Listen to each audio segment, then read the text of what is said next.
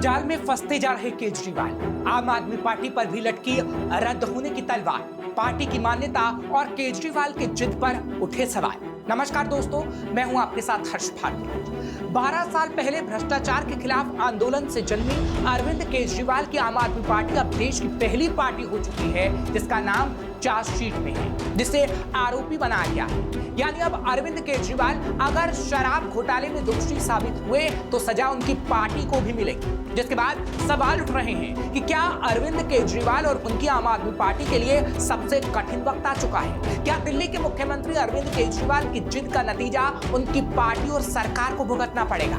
कहानी शुरू से शुरू करते हैं। दरअसल दिल्ली की शराब नीति में करोड़ों के घोटाले के मामले में ईडी के मुताबिक शराब घोटाले से 100 करोड़ का फायदा मिला है।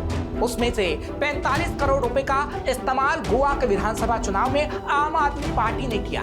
यानी अपराध से जो कमाई हुई उसका फायदा लिया गया। ईडी की चार्जशीट कहती है कि फायदा पार्टी ने लिया और पार्टी के हर फैसले के लिए संयोजक अरविंद केजरीवाल जिम्मेदार हैं। इसलिए ईडी की चार्जशीट में आरोपी आम आदमी पार्टी भी है और केजरीवाल भी। इसलिए सजा की तलवार दोनों के सिर पर बराबर लटकी हुई है। वहीं लंबे इंतजार के बाद 12 जुलाई को अरविंद केजरीवाल को सुप्रीम कोर्ट से जमानत मिली, लेकिन रिहाई अटकी हुई है। ईडी और सीबीआई के जिस तरह के संगीन आरोप हैं, उससे केजरीवाल की कई और रातें जेल में कट सकती हैं। इन सब के बीच 1 साल के अंदर मौजूदा विधायक, पूर्व विधायक और पूर्व मंत्री समेत सैकड़ों कार्यकर्ता पार्टी का साथ छोड़ चुके हैं। सीएम अरविंद केजरीवाल पर झूठे वादे बार बार एक्सपोज हो रहे हैं। लोकसभा चुनाव में आपको करारी हार झेलनी पड़ी है। ऐसे में पार्टी के अंदर खाने सब कुछ ठीक नहीं चलने के कारण अब आप नेता ही दबी जुबान में ये चर्चा करने लगे हैं कि बिना लीडरशिप के पार्टी कितने दिन चलेगी। अरविंद केजरीवाल का जेल से सरकार चलाने का जिद भरा फैसला कहीं पार्टी को डूबो तो नहीं देगा। हाल ही में आम आदमी पार्टी इन आरोपों पर जवाब देने से भी बचती दिखाई दी। ऐसे में बड़ा सवाल यह है कि केजरीवाल की पार्टी के अस्तित्व को लेकर अब आगे क्या होगा, क्योंकि केजरीवाल ने जेल जाने के बावजूद किसी को मुख्यमंत्री नहीं बनाया। वो इसलिए कि केजरीवाल को किसी पर विश्वास नहीं है और ना ही वो ऐसा चाहते हैं, क्योंकि केजरीवाल को लग रहा था कि लोकसभा चुनाव में जेल का बदला वोट, ये स्लोगन केजरीवाल को सिंपैथी दिलाएगा। लेकिन केजरीवाल इतने एक्सपोज हो चुके थे कि दिल्ली की जनता ने उनकी पार्टी के लिए कोई सहानुभूति नहीं दिखाई। नतीजा, आम आदमी पार्टी को कांग्रेस से गठबंधन करने के बावजूद दिल्ली की 7 सीटों पर करारी हार झेलनी पड़ी। लेकिन केजरीवाल इसके बाद भी रस्सी जल गई पर ऐंठन नहीं गई वाली कहावत को सही साबित करने में लगे रहे और केजरीवाल पर करारी हार के बाद भी जेल से ही सरकार चलाने की जिद सवाल है, जिस पर आप सरकार में मंत्री रहे राजकुमार आनंद भी सवाल खड़े करते नजर आए।